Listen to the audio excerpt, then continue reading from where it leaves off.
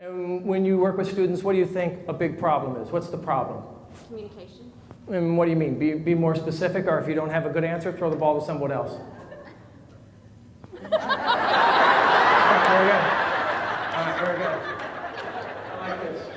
So please help me welcome writer, comic, teacher, and instructor Tim Clute. It's great when we have students that understand immediately where to go, how to find it, and how to achieve it. I was not one of those. I was lost. I am here only because of teachers that provided me second chances and wiggle room.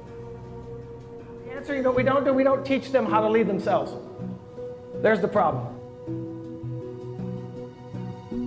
So what do we have to do? We have to find new ways to connect with the disconnected, right?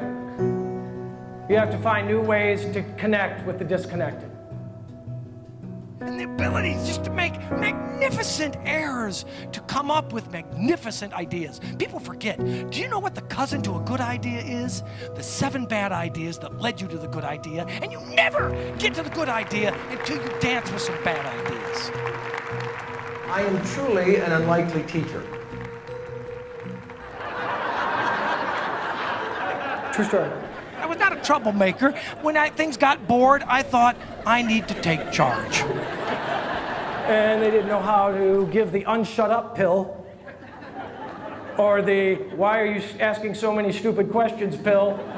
The 5th grade teacher must have gotten a raise. She got a new refrigerator, and as a consequence, she had a refrigerator box. And in that moment, she must have saw my face on that box. She cut the top off of it, and she said, Tim, I'm going to put this box around your desk. The very first day, I said, where's my homework? She stood up on a stool, and she handed it down to me.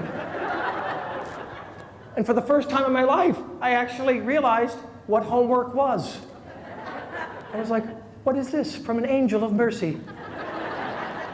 I have homework. You've heard of outside the box thinking? I did some damn good inside the box thinking. You gotta think about inside the box thinking is almost better than outside the box thinking. I will be honest with you, I figured out how to crack the code and engage people with a refrigerator box around me. Because let me tell you, there's nothing funnier than slitting a hole through that refrigerator box and sticking your tongue through and doing a tongue puppet. You get huge laughs. Huge laughs. And that was the end of the refrigerator box. And unfortunately, the end of the greatest growth spurt in my educational life.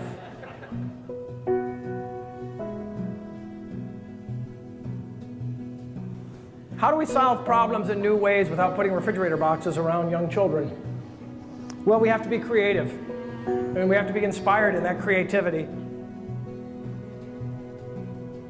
That's how kids work. That's how the mind works. So you gotta give them the chance to fail up. When I lost my coat, you know how I figured out to find my coat? My mom didn't go find my coat. Mom, where's my coat? Well, where did you leave it last? I'd be like, look, I'm 6 years old. I don't know where the hell I'm standing right now. I've seen you look for it with much greater success than everybody else have. If I had a pick to click, I'd like to work with you on this project. I've seen you do this way better than everybody else. Does she give me the answer? No, she gives me another question. Now think.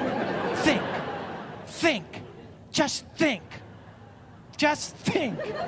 If I were your coat, where would I be? I'm like, I don't have time for this crap. I'm not gonna do it. I left the room. I'm like, I can't think like a kid and a coat.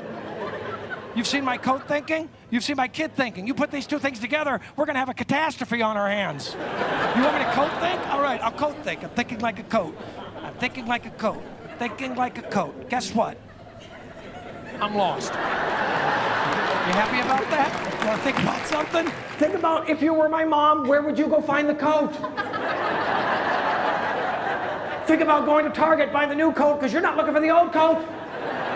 Think about that.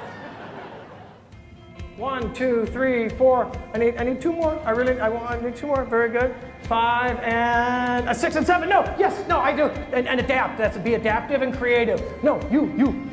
That's right. I said 6. I'll take 7.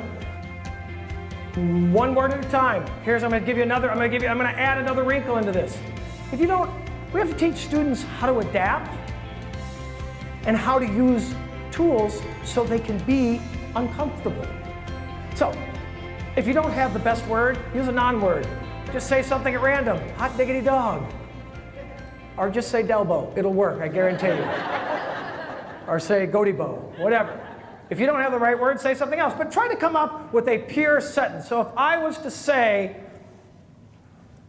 the best thing we can teach students right now is to think like supercalifragilisticexpialidocious. Fantastic! To think like supercalifragilisticexpialidocious and learn Fun. and learn fun and learn fun. That was deep, man. I mean, that was good. The worst thing that we can teach students is apathy and failure. Woo!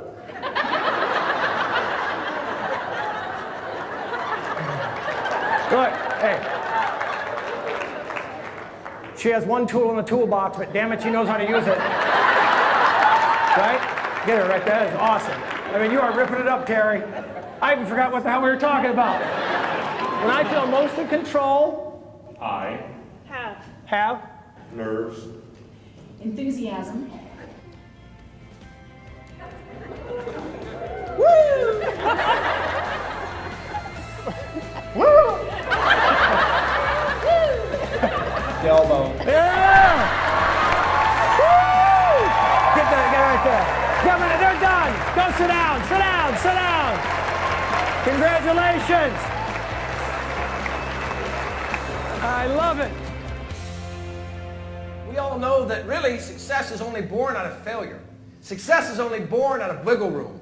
So I ask you, as you think about the people that you work with, the students that you usher forth kindly and gently, allow them to fail miserably. I was destined to be average at best. But I had incredible teachers.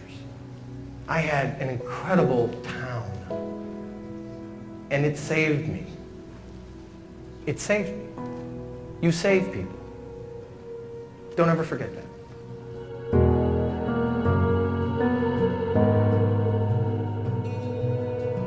So please help me welcome writer, comic, teacher, and instructor Tim Klug.